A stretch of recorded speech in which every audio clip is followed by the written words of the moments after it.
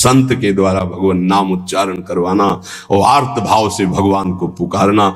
कई ऐसे उदाहरण, इसीलिए हम चीख के कहते हैं कि कोई भी हो, कहीं भी हो, कुछ भी कर लो, जब तक भगवद आश्रय नहीं लोगे तब तक शांति तुम्हारे अंदर नहीं, विश्राम नहीं। ये चिंता, शोक, भय, मृत्यु तुम्हें दंड देके रहेगी, तुम्हें त्रास देके रहेगी। हम ये नहीं कहते कि भजन करने वालों को रोग नहीं आता, दुख नहीं आता, विपत्ति नहीं आती, लेकिन 100 ग्राम विपत्ति 1 किलो संपत्ति क्या करेगी? 100 ग्राम विपत्ति का दुख हो, 1 किलो संपत्ति का सुख क्या करेगी? कौन सी आनंद संपत्ति? ये तो दुख गणना में ही नहीं है उस सुख के आगे, लेकिन हम तुम्हें इशारे में बता रहे हैं। ये जबान ऐसी दृढ़ता को प्राप्त हो जाए, बोलेगी तो राधा, नहीं तो कट जाए। रसनाद्या तव गुण, केवल आपकी बात बोले, नहीं तो ये नष्ट हो जाए। मुझे ऐसी जिह्वा नहीं चाहिए जो आपसे भिलक बात करे। दृढ़ियो, मुझे दृढ़ कर दो इस वाणी को, मेरी रसेंद्री को आपका उच्छिष्ट पाए, मेरी वाकेंद्री को आपका गुणगान करे, बस मुझे नहीं चाहिए और कुछ। राधा राधा राधा, क्या दुर्लभ रह जाएगा, क्या चाहिए? पलक झपकने को निमेष कहते हैं। इतने में राधा के प्रीतम ने अनंत ब्रह्मांडों का सृजन कर दिया।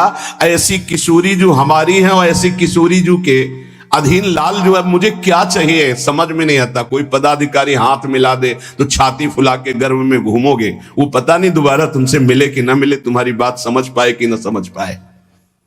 अनंत ब्रह्मांडों के स्वामी को अधीन रखने वाली प्रिया जो कह रहे तू मेरा है, तभी हमारे हृदय में निकलता है हमारे माई श्यामा जी को रात। ध्यान रखना, अगर प्रियाजू ने स्वीकार न किया होता तो वाणी से नहीं तुम बोल सकते कि मेरी प्रियाजू। ये तभी बोल सकते हो जब प्रियाजू ने स्वीकार किया है। तभी यहां बैठे हो वृंदावन में प्रियाजू के घर में, तभी आप प्रियाजू के निज जनों से प्रियाजू की बात सुन रहे हो। स्वीकार करो पहले कि प्रियाजू ने तुम्हें स्वीकार किया है। हे स्वामिनी जू, मुझे ऐसी दृढ़ता दे दो, निर्माणा भवतु रसनाद्या तव गुणई, मेरी जबान अनन्य हो जाए, केवल राधा यश गान करे, राधा बोले। सदा स्थातुम कांखे विपिन वर कुंजे तव नवयो, प्रियाजू मेरे शरीर को ऐसा कर दो कि वृंदावन छोड़ के ना जाए। ऐसा रोग दे दो, ऐसी परिस्थिति दे दो, ऐसी घटना कर दो कि वृंदावन से कभी बाहर जाने लायक ही ना रहे। बड़ी कृपा। घबरा जाएगा हृदय, रोग दे दो। नहीं नहीं, हमें कहीं भी रखो, रोग मत देना। भव रोग तो लगा ही है, उसको तो तुम जान ही नहीं पा रहे, जो तुम्हें बार बार जन्म मरण, कैसा कैसा कष्ट है। जीव मानव योनि में आया, गर्भ में आया, 9 महीना रहा, मर गया, फिर दूसरे गर्भ में गया। क्या दुर्गति है जीव की, समझ पा रहे? मानव योनि में हुआ, ऐसी जगह जन्मा, उठा के फेंक दिया, उठा के फेंक दिया, जैसे कोई डस्टबिन में कूड़ा फेंकता है। क्या दुर्गति है जीव की, समझ नहीं पा रहे। आज तुम विवेकवान हो, बुद्धिमान हो, स्वस्थ हो, प्राप्त कर लो प्रभु को, नहीं कल पछताना पड़ेगा। कुछ काम नहीं करेगा तुम्हारी बुद्धि। जो बहुत बुद्धिमान है ना, यही देख लेना, यही तुम्हारी दृष्टि नहीं है इसलिए तुम्हें दिखाई नहीं दे रहा, दूर से दिखाई दे रहा है। कल जैसे बोले थे आज फिर बोल रहे हैं, यदि प्रभु के चरणों का आश्रय नहीं लोगे, नाम जप नहीं करोगे, शास्त्र मर्यादा का उल्लंघन करोगे, कोई भी हो, कितनी भी ऊंचाई, कितने भी बड़े पद में, कहीं भी तुम्हारा जितना भी वैभव है, तुम्हें संतोष नहीं प्रदान कर सकता। तुम्हारी चेतना तुम्हें जलाएगी। देख लेना, चिंता, शोक, भय, डिप्रेशन, दुख, इससे मुक्त नहीं हो सकते। कागज में लिख लो चाहे दिमाग में लिख लो।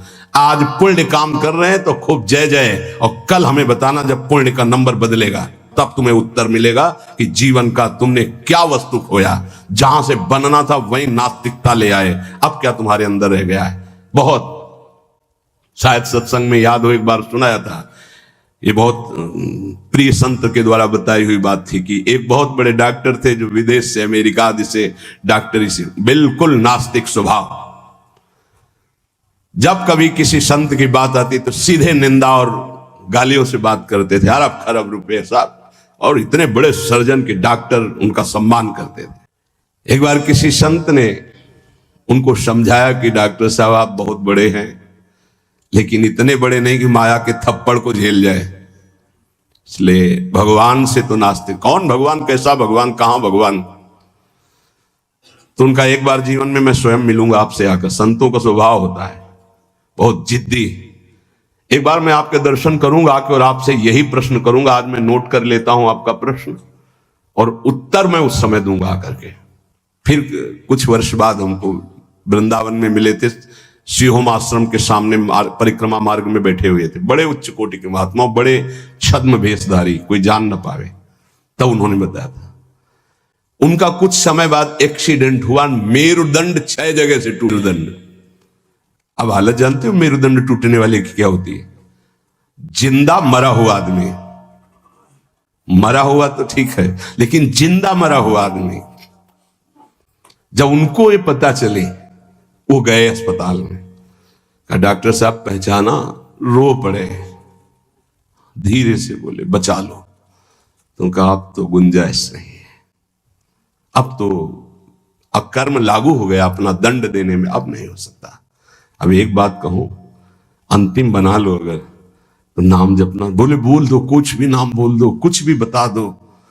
अब मैं मान गया कि कोई ईश्वर है जिसके आगे किसी की नहीं। अब मैं किसी काम का नहीं रह गया, मेरी सब पढ़ाई लिखाई डॉक्टरी व्यर्थ हो गई, मेरा जीवन अब मृत्यु शैया पे पड़ा है। बोले अब बोलो राम, अब बोलो। हमें लगता है उन डॉक्टर के ऊपर बहुत कृपा पहले से ही हो गई थी, तो ये परिस्थिति आई और अंतिम बन गया।